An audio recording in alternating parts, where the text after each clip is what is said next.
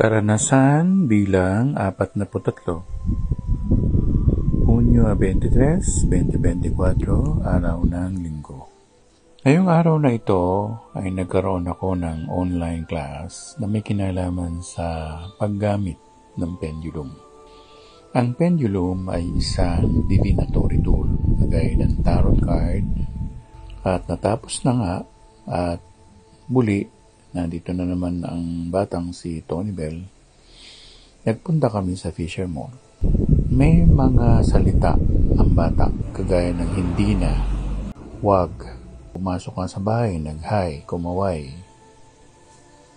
Sabi nga ni Dr. Mabel, mabilis ang development ng bata.